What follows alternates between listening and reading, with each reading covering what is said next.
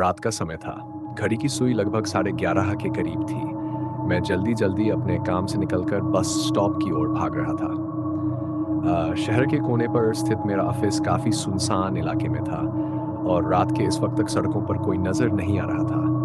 बस पकड़ना मेरे लिए ज़रूरी था क्योंकि इसके बाद कोई भी बस इस रूट पर नहीं चलती थी। मैं अकेला था और ठंडी हवा से शरीर में सिहरन दौड़ रही थी। आसमान में घने बादल छाए हुए थे, मानो बारिश कभी भी शुरू हो सकती थी। बस स्टॉप पर पहुंचा तो चारों ओर सन्नाटा पसरा हुआ था। थोड़ी दूर एक पुराना स्ट्रीट लाइट जल रहा था, लेकिन उसकी रोशनी इतनी धुंधली थी कि उससे कोई खास फर्क नहीं पड़ रहा था। जैसे ही मैंने चारों ओर नजर दौड़ाई, मुझे महसूस हुआ कि आज का वातावरण कुछ अलग है, कुछ भारी, जैसे कोई अनजानी शक्ति आसपास मंडरा रही हो। मैं बस के आने का इंतजार कर रहा था और हर गुजरता हुआ पल मुझे बेचैन कर रहा था। अचानक दूर से बस की हेडलाइट्स चमकती दिखी। मेरी बेचैनी थोड़ी कम हुई। ये वही आखिरी बस थी जिसका मैं इंतजार कर रहा था। बस के रुकते ही मैंने दरवाज़ा खोला और अंदर चढ़ गया। लेकिन जैसे ही मैं बस में घुसा, मेरे पैरों के नीचे की ज़मीन मानो खिसक गई। बस के अंदर अजीब सी ठंडक थी और मुझे वहाँ बैठे कुछ यात्रियों की नज़रों में अजीब सी चुभन महसूस हुई।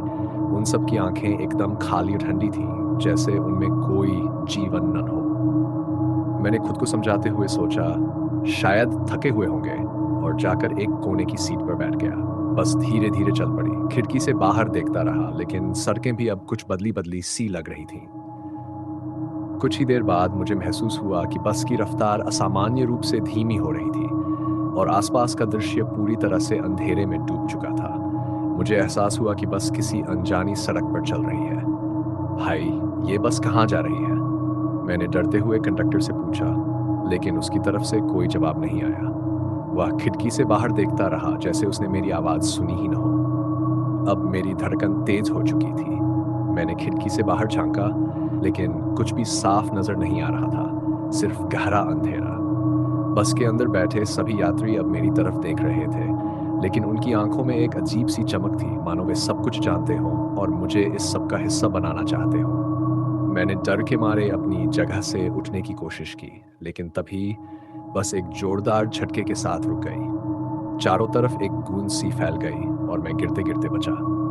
जब मैंने खिड़की से बाहर देखा तो मेरा दिल जोर से धड़क उठा। बस अब एक पुराने सुनसान कब्रिस्तान के बाहर रुकी थी। उस जगह को मैं पहचानता था। इस जगह के बारे में कहा जाता था कि यहाँ कई सालों पहले एक बस दुर्घटना हुई थी जिसमें सभी यात्री मारे गए थे। तब से ये जगह बदनाम हो गई थी और कोई भी यहाँ रात के समय आने की हिम्मत नहीं करता था। मेरे पैर कांपने लगे थे। मैंने कंडक्टर से फिर पूछा, भाई, ये कहाँ लेकर आए हो? लेकिन इस बार कंडक्टर मेरी तरफ पलटा और उसकी आंखें एकदम काली थीं, जैसे उनमें कुछ भी न हो। उसकी आवाज़ बेहद ठंडी और गहरी थी। तुम यहाँ से वापस नहीं जा सकते, उसने कहा। अब मुझे साफ हो गया था कि मैं किसी भयानक जाल में फंस चुका हूँ। बस के दरवाजे अपने आप खुल गए और सारे यात्री एक-एक कर उतरने लगे। उनकी चाल अजीब थी, जैसे वे इंसान न हों। उनमें से कुछ ने मुझे देखा और मुस्कुराए, लेकिन वो मुस्कुराहट किसी दुष्टता से भरी हुई थी। मैं बस से उतरने की हिम्मत नहीं कर पा रहा था, लेकिन जब बस के अंदर अचानक ठंड और बढ़ गई, तो मुझे मजबूरन उतरना पड़ा। जैसे ही मेरे पैर जमीन पर पड़े, मुझे लगा जैसे पूरी जगह कांप रही हो। चारों तरफ भयानक सन्नाटा और हवा में एक अजीब सी गंध थी, जैसे सड़ी हुई चीजों की। सामने कुछ ही दूरी पर कब्रें और टूटे हुए पत्थर थे और हर जगह घना अंधेरा था। तभी मुझे एक हल्की आवाज सुनाई दी, आओ, हमारे साथ चलो। मैंने पीछे मुड़कर देखा। बस के यात्री अब पूरी तरह बदल चुके थे। उनकी आंखें चमक रही थीं और उनके चेहरे विकृत हो चुके थे, जैसे वे इंसान न रहकर कुछ और बन गए हों। मैं दौड़कर भागने लगा, लेकिन हर कदम पर ऐसा लग रहा था कि जमीन मुझे खींच रही है। चारों तरफ से हंसी और चीखें सुनाई देने लगी। मैं दौड़ता गया, लेकिन वह जगह अंतहीन लग रही थी। हर बार मुझे ऐसा लग रहा था कि मैं उसी जगह लौट आता हूँ जहाँ से भागा था। आखिरकार थकान और डर के मारे मैं गिर पड़ा।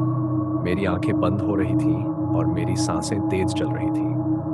तभी मैंने किसी की आहट सुनी, तुम अब हमारे हो। एक धीमी लेकिन भयानक आवाज मेरे कानों में गूंजी। मैंने हिम्मत करके अपनी आंखें खोलीं और जो देखा वह मेरे जीवन का सबसे भयानक दृश्य था। मेरे सामने खड़े थे वे सभी यात्री, जो अब पूरी तरह से प्रेतवादित दिख रहे थे। उनके चेहरों पर विकृत मुस्कान थी और उनकी आंखों में अजीब सी चमक थी। मैं चीखना चाहता था, लेकिन मेरी आवाज़ गले में अटक गई थी।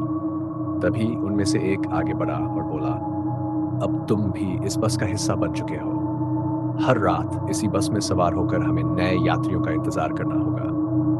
उसके शब्द मेरे दिमाग में गूंज रहे थे और मुझे एहसास हो गया था कि अब मेरी किस्मत भी उन्हीं की तरह बंध चुकी है।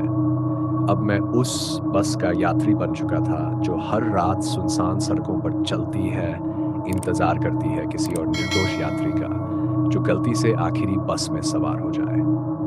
और तब से मैं हर रात उसी बस में बैठा हूँ, इंतजार कर रहा हूँ कि कोई और फंसे जैसा मैं फंस चुका हूँ। आप भी सावधान रहना। अगर कभी देर रात कोई आखिरी बस आपको मिले तो उसमें सवार होने से पहले एक बार सोच लेना, कहीं वो बस सिर्फ आपको आखिरी सफर पर ले जाने तो नहीं आई।